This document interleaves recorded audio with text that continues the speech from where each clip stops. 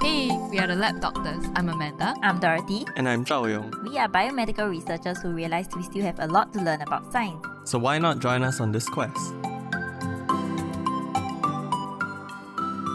Hey everyone, welcome back to the Lab Doctors podcast. So this week we're going to be talking about stress in the workplace and whether 4-day work weeks help in reducing this stress while maintaining quote-unquote productivity. Okay. Any initial thoughts? They tried it in other countries, right? I can't remember which country. And they said it's better.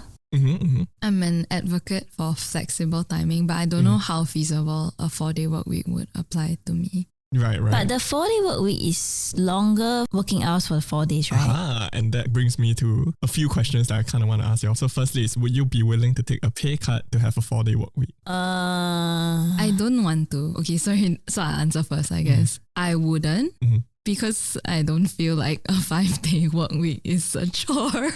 What? Workaholic. I mean, honestly, if you can fit all my work within 5 days, I will be very happy. Oh, like you're already having access. Yeah, you cannot finish. Okay. I'm on the fence. Okay. I think depends on how low is the 4-day work week. Then the next question is, would you prefer having longer working days in exchange for a shorter work week? So like basically you're transferring the hours of the 5th day into the 4 days. I maintain my first statement where I'm an advocate for a flexible work week more than, If you tell me now you extend my working hours each day to 12 hours, I think 12 hours a day is very, very long. Yeah. Like now we're already like 9 hour plus or what. Yeah. And I want to die already. 8? Yeah, I mean, you're not including lunch, right? I'm including lunch. Another question is, how do you think like the productivity level would be compared to like a 5-day work week? I think it depends on the deadline. Okay. I think if you made me choose 5 days, I can't cognitively, I can't fit all my work. Can't sustain I it. can't sustain it within 4 days. That's insanity to me. So. Okay, as a researcher, maybe it's a bit difficult because it's very hard to schedule experiments excluding the weekends. But Like if you're talking about research life, even more, I'm like, this 4-day work week won't work at all. actually, that's true. So that's where the flexible hours will be very useful. Which kind of brings to the last question is, do you think it will work in all industries? No. Which I guess, obviously, as I Yeah. no. So actually, all these questions are addressed in most of the studies that look into 4-day work weeks. So it's important to note that this current study that I'm going to explain is looking to maintain the amount of pay, the number of working hours, so about like 40-ish, and also quote-unquote productivity. Anyway, to give You sound very optimistic. I don't know if this is like a false sense of security.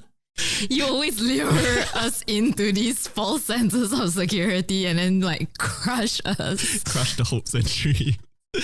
Okay, but to give a bit of a background of 4-day work weeks, so the concept actually is not new. It dates back to the early 20th century when labor unions started advocating for 8-hour work days and a 5-day work week. So it used to be 6-day work weeks. And then in the 1960s and 70s, there was a renewed interest in 4-day work weeks as people started to question the traditional 9 to 5. It's not even 9 to 5, it's like 8:30 to 6. Very sad. Like you spend most of your time here. I mean, okay, but that's your living, like where you get the money from. But like you go home, 7 o'clock you reach home, then 12 o'clock you sleep. And it's like you Your only life spend is your like work. 5 hours at home with your loved ones.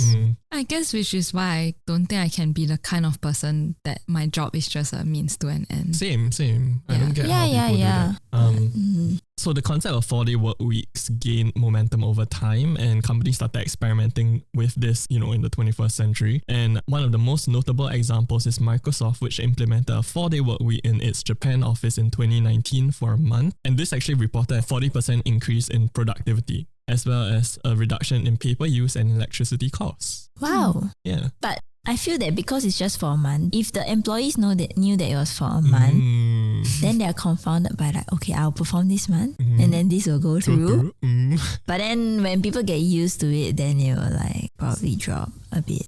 Yeah, but what is new about this current UK studies is that it's the world's largest coordinated 4-day work week trial involving over 60 companies and approximately 2,900 employees. Damn. Can I just say that like I think 4-day work weeks will be very good for people who have long commutes.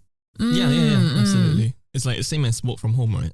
I mean, the benefit. Yeah. So this particular study also claims to provide stronger evidence than ever about how to make shorter working hours a reality. So to go into the methods, this team consisted of social scientists from the University of Cambridge, academics from Boston College, and the think tank Autonomy. This 6-month trial was organized by 4-Day Week Global, so apparently that's an organization, and the UK's 4-Day Week campaign. So this took place from June to December 2022, and the industries included online retailers, financial service providers, consultancies, housing, IT, skincare, recruitment, hospitality, marketing, and even healthcare. Same. Yeah, so this included animation studios and a local fish and chip shop. So specific. Yeah. None of these companies reported reducing human labor due to advancements in technology. So this is important because it's not the task that requires less human labor, but it's tasks being performed more efficiently. Does that make sense? Like you're not eliminating human labor by enhancing technology. Yeah. So for the data, the research team obtained it from 2 parties. So administrative data, meaning like data from the company so that they can determine whether or not it is productive, quote unquote, and survey data from employees. So this is to find out like welfare and also like whether or not they feel like it's even feasible. For the administrative data, companies provided monthly data on a small set of common metrics. So revenue, absenteeism, resignations, and new hires, and 2 optional custom metrics of their choice. Then I'm like, how do you measure that? Yeah, why How do is you this compound? flexi component? I guess maybe it's just because there's many different companies. and Different from types of different jobs need different metrics okay, for fair. what is productivity. Then I guess that is more of an internal metric for the company. And for employee surveys, they were conducted at 3 points: baseline, midpoint, and endpoint. Where available, existing academically validated scales were used to measure well-being, work situation, and other outcomes. So they also looked into qualitative data through employee interviews. This is to complement and provide context to the survey data. So it's like you can understand what this data means. So I'm going to go into the types of 4-day work weeks that they trial. And I mean, these are just systems that have been developed over time because again, this is not the first trial, it's just one of the biggest ones. So the first one is the one that I think all of us kind of think of when we say 4-day work week, which is called 5th day stoppage. So that's when the company shuts down operations for 1 additional day per week. And apparently this was a popular choice in companies where staff collaboration is more important than 5-day coverage. Yes. So it's like you want to get everyone there at the same time rather than everyone can work at whenever flexible. You wouldn't work for like service industry, healthcare. Yeah, exactly. Where like you need coverage. Exactly, every day. So next is staggered. So that means that staff take alternating days off. So for example, the staff may be divided into 2 teams, with one team taking Mondays off and the other team taking Fridays off. So this was also a popular choice because essentially you have coverage for over 5 days, but then everyone is still working 1 day less. Yeah. Next is decentralized. So different departments operate on different work patterns, which is possibly resulting from a mixture of the 2 models that were mentioned previously. So like 5th day stoppage or staggered. This may also incorporate other arrangements, such as some staff working a 4-day equivalent over 5 shorter working days. So basically like you are working the same amount of hours, but you're leaving early every day. But that's for 4 days. So let's say now if 5 days we work 40 hours, 4 days we should work 32 hours. Something like that, yes. But then now the 32 hours It's are spread into over 5 5 days. days. Yeah. Next is annualized. So basically this one is just flexi working hours. Staff work a 32-hour average week. And lastly, it's conditional. So this one I'm just like, this kind of just feels like blackmail. Staff are entitled to a 4-day work week, and this is tied to ongoing performance monitoring. Yeah. So I was like, Well, but if that helps with the productivity, then maybe Yeah, but it's a win-win lah, I guess. But the company probably has to state down like these are your performance criteria that you need to hit. If not, it's not fair ma. If it's like just grey. Yeah, but I'm just thinking like on a daily basis, I feel like that would be so bad for my mental health. Like if I walk into work and then like go for a meeting and the manager was like, oh yeah, productivity decreased this week. Maybe we can like go back to 5-day work weeks. You know, that kind of passive aggressive. Yeah. Yeah, I feel like I would go crazy. Yeah. Depends how you roll it out. Yeah. So companies didn't just go into this 4-day work week immediately. They had to transition, and apparently there's a lot of training, 2 months of preparation and coaching and workshops from like other companies that have already done this before. And they also need to transition a lot of working culture because it's actually quite a big shift. And so some common methods to help this shift includes shorter meetings with clearer agendas. An introduction of interruption-free focus periods. So basically, you can't disturb other people during this period of time. Reforming email etiquette to reduce long chains and inbox churn. Don't know what that means. Maybe there's just a lot of... I think it's like a lot of back and forth. Maybe you just like resolve it and then... Yeah, ASAP. Or like with the least amount of like back and forth. But it's like very difficult, I think. Maybe it's like also reducing processes, so I don't need to gain approval from like many different people. Or like every single step. Okay, that would make sense. And then I guess for some more staggered or decentralized methods, it's like end of day task lists for effective handovers for the next day. So like other people can take over whatever work that needs to be done, or like I remember what I need to do the next day because I have this task list that I know what I need to do the next day. Maybe that will work for the staggered one. So for the results, I split this into like employee welfare and then company like revenue, like productivity, that kind of thing. So for employee welfare, 71% of employees self-reported lower levels of burnout and 39% said they were less stressed compared to the start of the trial. Wait, 39 Only? means... Oh, because maybe like they have to fit in more work within No, but did 61 say they are more stressed or it's like... status quo? Yeah. Either like more stress or like no change. No change. Okay, yeah. Well, I guess 39 is pretty good. I feel like 39 is pretty good. Yeah. There was also a 65% reduction in sick days, but I'm thinking like, could it be that I need to finish my work, I cannot report it? Maybe it's just cause like probability wise. Oh yeah, there are less days for you to be sick. Yeah. No, but I feel like they would normalize it, you know? And the 57% fall in the number of staff resignations compared to the same period on the previous year. So that was 2021. Oh. But I'm just like, 2021, maybe there was just a lot of people resigning because of COVID also. Yeah, could be different. Don't know.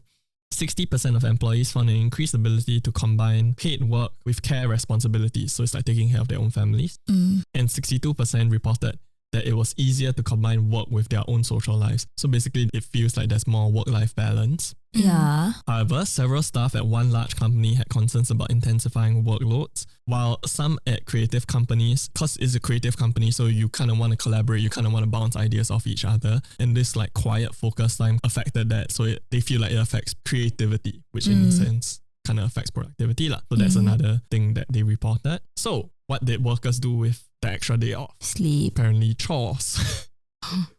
Oh, fair. Because like if I need to go to the bank, like now I would have to, example bank or clinic or whatever, I will need to take leave. But then now I have 1 day off where like most things are still open. Then I can go do all these things. That's assuming the bank never take 4 days. They'll probably do the stagger. Because that's something that needs coverage. Yeah. So one of the most popular responses was life admin, so basically shopping and household chores. But many explained how this allowed them to take a proper break on weekends. Yeah. Yes, agree. Then for some parents of young children, a midweek day off meant saving on childcare expenses as well. So that helps. Ultimately, all reported doing more activities that they already enjoyed. So like sports, cooking, music, and volunteering. Some even developed new interests, while others used the time to get other professional qualifications. So basically, it's just you have more time for for self-development. Yeah. So what about company revenue? Company revenue barely changed during the trial period. Some even increased marginally by like 1.4% for the 23 companies that provided that data. Barely change is a favorable response in this case. How long was the trial again? 6 months. 6 months. So actually quite long, quite a substantial amount of time. But that's why I have the caveat. I'm just like wondering if I know this is a trial, and so I need to make sure that I'm productive, so that the 4-day work week becomes permanent. Because I feel like there would be subconscious effect for me at least.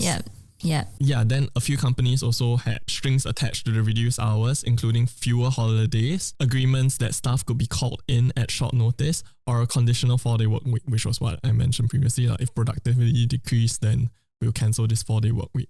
I won't waste time looking at my phone, going for lunch, because I want to finish my stuff. Yeah. In a sense, like you trust the worker would want to do their work, that they will be motivated to do their work. I guess I'm still at the same stance as I was at the very beginning. Flexi Bye, hours. Amanda. I don't want to work in the same company.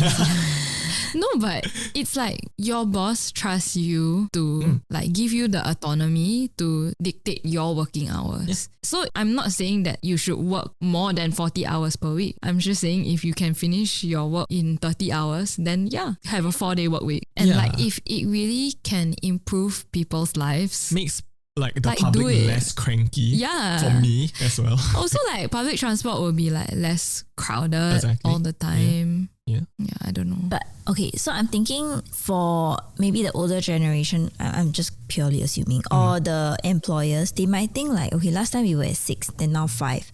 And now people want to fight for 4. Will people continue to then keep fighting for less in But- the future? I feel like that's why advancement in technology is so important, because the good part about technology is that if humans are still required to make the technology work, then technology is only helping us do things faster, do things better. And I feel like if it reaches a point where technology is so helpful that we are so productive that we only need to work 3 days a week, then why not, right? Why are we Yeah. forcing I agree. us to do? If there's no compromise in quality of life of society, why not? Yeah. Okay, You know? understand. Like, why force yourself to like fit? Like, the reason why we can reduce from 6 to 5 and like 5 to 4 Yeah. is probably because of like technology or like Yeah. just better ways of doing things. Yeah. But the problem is like now we have better ways of doing so many things, and then it's like we feel it with other things, and then Yeah, yeah. like Yeah. what's the point? Which I feel like is... Because they're like, oh, now you have more time, so now here's more work, and I'm like, Yeah, like people just constantly want you to do more because we can always earn more money, right? Yeah. But I'm not earning more money. You are. Maybe like the company is, but yeah. how does that trickle down to me? It doesn't always trickle down that way, right? So I don't know.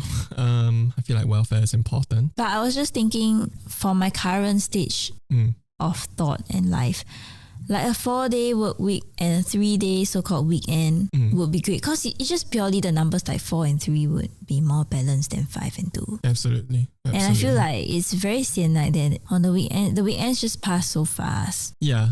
For me, it's like I recover one day, the next day I'm already stressing out about what I need to do the following Yeah. day. And then like, again, if we have chores to do, then you'll be like running the errands and you really don't have time to rest on the weekend. Dude, and everyone's trying to do their chores on Saturday morning, so you end up like waiting longer. Yeah. Because like, I mean, if it's like access to like different institutions that help you Yeah. do stuff, right? Yeah. Like polyclinics, you can never get an appointment. And then we need to visit like family members, and you need to visit on like so many sites. If you're married, you have to go this house, you have to go that house. Yeah, not only that. It's like, Like you only have, let's say you eat breakfast, lunch, dinner, you only have 6 meals, and you need to. But that's like 6 social engagements in one weekend. Yeah, and it's too much. But can you imagine if now it's spread out to like 3 days? Flexible working arrangement. That's if everyone is flexible as well. Yeah. Right. Like everyone. Yeah. Yeah. I would be happy with a 4-day, and I don't think in the very near. It will happen like so soon. Yeah, I don't think Yeah, a I 3-day don't work think week so. will. Not. I here. wouldn't fight for it. I would settle with 4. But you know, it's And like Dorothy our would promote to generation. one level where she's like the boomers, and then the people want 3 days. And she's like, 3 days? What? Yeah. But then I'll be the boomer. I'll be like, last time I worked 5 days, and now you want to work 3 days. Okay, to wrap it up, ultimately, this particular study was written into a report and was presented to UK lawmakers. 92% of companies that took part in the pilot program actually intend to continue with 4-day working weeks. Yay. Oh, nice. Yeah, so it's quite surprising. 18 companies confirming this change would be permanent. So, but that's it. The success of 4-day work weeks is dependent on many factors, including the industry, company's culture, and specific needs of even employees. So like, yeah, again, does it work in research? Who knows? Nevertheless, there's a growing interest in the concept, indicating that there is a need to change from the traditional 9 to 5, 5-day work weeks. And a 4-day work week may be a step in the right direction towards a more balanced life and a happier workforce. Okay. And as usual, subscribe to our YouTube channel and follow us on Spotify. A like and a comment would really help us out. You can also follow us on our social media, Instagram, Twitter, or Facebook, and feel free to DM us any questions. Alternatively, you can email us at thelabdoctors@gmail.com. We'll post the links in the episode description so you can check that out if you're interested. Bye.